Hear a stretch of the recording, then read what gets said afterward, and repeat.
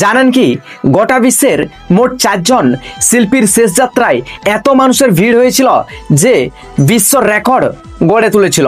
আমাদের সকলের প্রিয় জুবিন গর্গ তাদের মধ্যে অন্যতম। কিন্তু এই তালিকার প্রথমে রয়েছেন মাইকেল জ্যাকসন এবং দ্বিতীয় নম্বরে রয়েছেন পোপ ফ্রান্সিস এবং তৃতীয় নম্বরে রয়েছেন ব্রিটেনের রানী এলিজাবেথ দ্বিতীয় আর চতুর্থ নম্বরে রয়েছেন আমাদের সকলের প্রিয় লিজেন্ড গায়ক জুবিন গর্গ। প্রিয় গায়ককে বিদায় জানাতে রাস্তায় নেমেছিল প্রায় 17 লক্ষ মানুষ। তাহলে ভাবতে পারছেন যে আমাদের প্রিয় গায়ক জুবিন গর্গ মানুষের হৃদয় জুড়ে ঠিক কতটা জায়গা করে রয়েছেন। আমাদের সকলের প্রিয় লিজেন্ড গায়ক জুবিন গর্গের মৃত্যুকালীন বয়স ছিল মাত্র 52 বছর।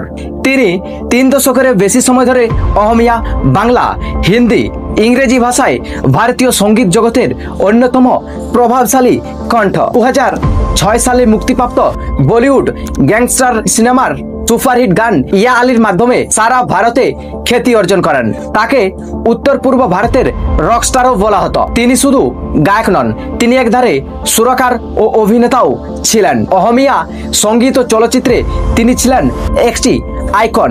তিনি বিভিন্ন ভাষায় 40,000-এরও বেশি গান গেয়েছেন। তিনি অহমিয়া চলচ্চিত্রকে এগিয়ে নিয়ে যাওয়ার জন্য কয়েকটি সিনেমাও বানিয়েছিলেন। তার মধ্যে অন্যতম হলো মিশন চায়না ও শিকার। এছাড়াও ওনার আসন্ন সিনেমা রই রই বিনালি আগামী 31শে অক্টোবর 2025-এ মুক্তি পাওয়ার কথা ছিল। 1992 সালে পেশাগতভাবে গান গাওয়া শুরু করেন আমাদের সকলের প্রিয় জুবিন গর্গ। অহমিয়া সিনেমার পাশাপাশি বাংলা সিনেমাতেও প্রচুর গান করেছেন তিনি।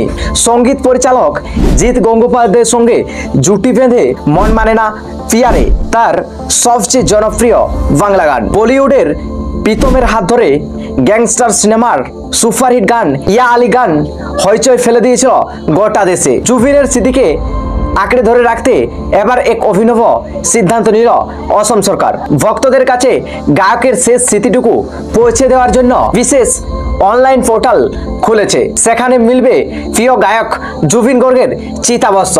হ্যাঁ, অসম সরকারের এই অনলাইন পোর্টালে নাম, ঠিকানা সমস্ত কিছু দিয়ে রেজিস্টার করার পর অর্ডার করলে পেয়ে যাবেন জুবিন গর্গের চিতাভস্ম। তবে এখানেই শেষ নয়, গুয়াহাটির কামারকুচি ময়দানে তৈরি হবে জুবিনের নামের বিশেষ স্মৃতিফলক।